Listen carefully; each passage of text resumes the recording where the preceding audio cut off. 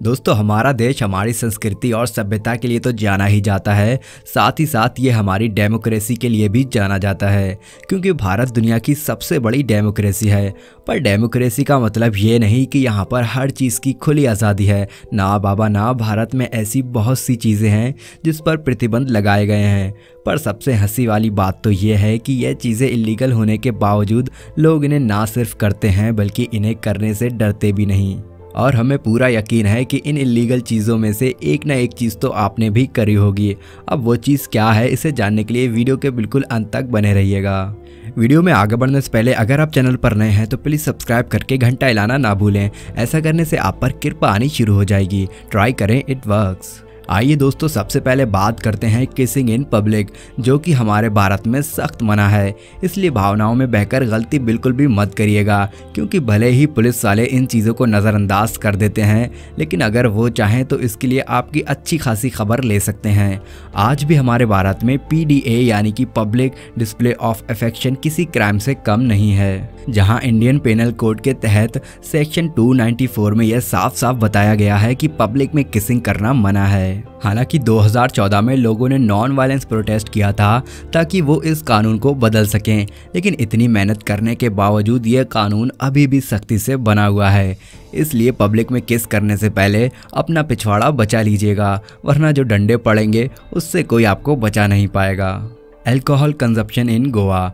अगर आप गोवा जाकर ये सोच रहे हैं कि आप खुलेआम सब कुछ कर सकते हैं तो ज़रा थम जाइए, क्योंकि गोवा की स्टेट गवर्नमेंट ने गोवा के सुंदर बीचेस में ड्रिंक करना बैन कर दिया। लोग कहीं पर भी बैठकर पीना शुरू कर देते थे और वो आसपास के माहौल को बिल्कुल भी नहीं देखते थे। इसी वजह से ये कानून को जारी किया गया है। हमें पता है कई सारे लोगों के दिल टूट गए होंगे, लेकिन क्या किया जा सकता है, सरकार ने सही सोचा होगा।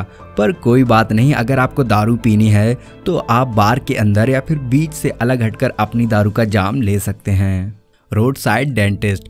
दोस्तों section 49 of the dentist act of 1948 के तहत सड़कों पर डेंटिस्ट्री करना बैन है। पर हमें पूरा यकीन है कि आप लोगों ने हिंदुस्तान के शहरों और गांव वगैरह में इस तरह के रोड साइड डेंटिस्ट देखे होंगे, जो सड़कों पर ही बैठकर लोगों के दांतों की मरम्मत या फिर उनकी सफाई करने में लग जाते हैं, और उन्हें ये खुद भी नहीं पता होता कि वो किसी गैर कानूनी काम को अंजाम दे रहे हैं।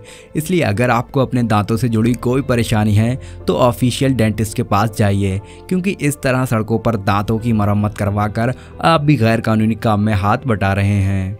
Smoking weed. चलिए दोस्तों, अब बात करते हैं वीड यानी कि गांजे की। जी हाँ, वही बाबा जी की बूटी, जिसे लेने के बाद हर इंसान का दिमाग अलग तरीके से चलने लगता है। और यही कारण है कि ये भारत में आज भी इलीगल है, क्योंकि भारत की गवर्नमेंट केवल गवर्नमेंट ऑथराइज शॉप से ही भांग बेचने की इजाज़त देती है, जिस वजह से हम होली में इसका इस्तेमाल करते हैं। और हमें पूरा विश्वास है कि आप में से कई सारे लोगों ने एक न एक बार तो भांग का नशा चखा ही होगा। ऐसे में आप ये कह सकते हैं कि यह दोहरी मानसिकता है, क्योंकि भांग का नशा हमारे भारत में कई सालों से चल रहा है।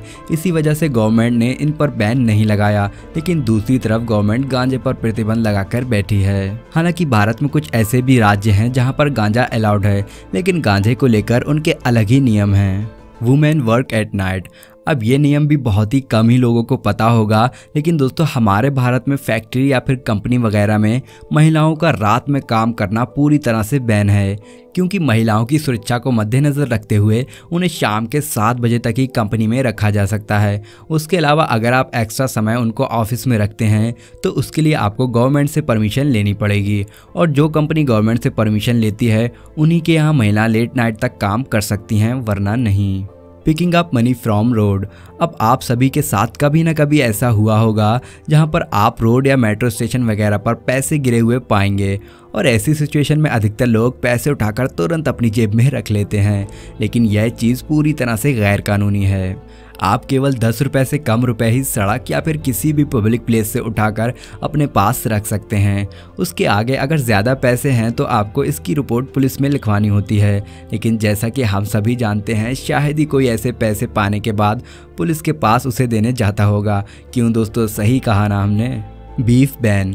दोस्तों साल 2015 में महाराष्ट्र गवर्नमेंट ने बीफ यानी कि गाय के मांस को रखने या बेचने में बैन लगा दिया और अगर कोई ऐसा करता है तो उस पर सख्त कार्रवाई करी जाएगी। हालांकि सरकार के इस कानून के बाद बीफ का कारोबार करने वाले लोगों को काफ़ी झटका लगा, लेकिन महाराष्ट्र गवर्नमेंट बिल्कुल भी मानने नहीं वाली है क्योंकि उन्होंने हिंदू रिलीजन को ध्यान में रखते हुए एक कड़ा कदम उठाया है। जाहिर सी बात है, हम सभी लोग गाय को माता की तरह पूजते हैं और कुछ लोग उसी गाय का मांस खाएंगे तो ये कहाँ का इंसाफ है।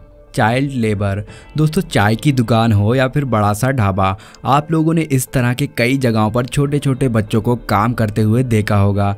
पर अगर आप ऐसा कुछ देखते हैं तो इस चीज़ की जानकारी पुलिस को दें क्योंकि किसी भी अंडर एज बच्चे को नौकरी पर रखना बिल्कुल भी अलाउड नहीं है और ये एक बहुत बड़ा कानून है। ऐसा करने वाले के ऊपर ना सिर्फ कड़े एक्शन लिए जाते हैं बल्कि उसको जेल भी हो सकती है। पर दोस्तों चाइल्ड लेबर एक्ट के बावजूद हिंदुस्तान में ऐसी कई सारी जगहें हैं जहाँ पर बच्चे मजदूरों की तरह काम करते हैं। ऐसे में अगर आप कहीं इस तरह की चीज़ें देखते हैं तो प्लीज़ इसके खिलाफ एक्शन लें क्योंकि भारत का भविष्य इन बच्चों पर ही टिका है। Flying kite. अब इस कानून को सुनकर तो कई सारे लोगों के होश उड़ जाएंगे क्योंकि अगर हम भारत के कानून की माने तो यहाँ पर बिना गवर्नमेंट की परमिशन के पतंग नहीं उड़ाई जा सकती। अब ये चीज़ कई सारे लोगों को बकवास लग रही होगी क्योंकि हम रोज़ आसमान में पतंग उड़ते हुए देखते हैं और इनमें से कोई भी शख्स गवर्नमेंट की परमिशन नहीं लेता है। यहाँ तक कि फेस्टिवल के टाइम पर तो यहाँ धड़ाकों से पतंगे उड़ाई जाती हैं। पर दोस्तों अब भारत में चाहे जो कुछ होता हो लेकिन नियम तो यही बताता है कि इंडियन एयरक्राफ्ट एक्ट ऑफ 1934 के तहत अगर कोई आसमान में बहुत ऊंची पतंग उड़ाता है तो उसे क्राइम माना जाता है क्योंकि पतंग उड़ाते टाइम अगर किसी दूसरे इंसान को नुकसान हो जाए तो वो एक्सीडेंट नहीं बल्कि क्राइम के दायरे में आएगा। इसलिए पतंग उड़ाने वाले को 10 लाख का जुर्माना और जेल की सज़ा भी हो सकती है। Prostitution is not illegal. अब भारत का यह नियम भी आपके दिमाग को घुमाकर रख देगा क्योंकि अधिकतर लोगों को लगता है कि प्रोस्टिट्यूशन इलीगल है जबकि ऐसा कुछ भी नहीं है। ये कोई क्राइम नहीं है। हाँ, पिंपिंग हमारे देश में इलीगल है। अब जिन लोगों को यह नहीं पता कि पिंपिंग किस खेत की मूली है तो दोस्तों हम आपको बता दें कि जो लोग दूसरे लोगों के लिए प्रोस्टिट्यूशन अरेंज करते हैं और फिर उनके कमाए हुए पैसे में प्रॉफिट कमाते हैं उन्हें क्रिमिनल माना जाता है क्योंकि प्रोस्टिट्यूशन के पैसे में उसके सिवाय किसी और का हक नहीं होता और इन चीज़ों को प्रोफेशनल तौर पर अरेंज करना भी क्राइम है। अब आपका भारत के इन नियमों कानून के बारे में क्या कहना है कमेंट करके हमें ज़रूर बताइएगा और ऐसी वीडियोस को लगातार देखने के लिए हमारे चैनल को लाइक शेयर और सब्सक्राइब करना ना भूलें।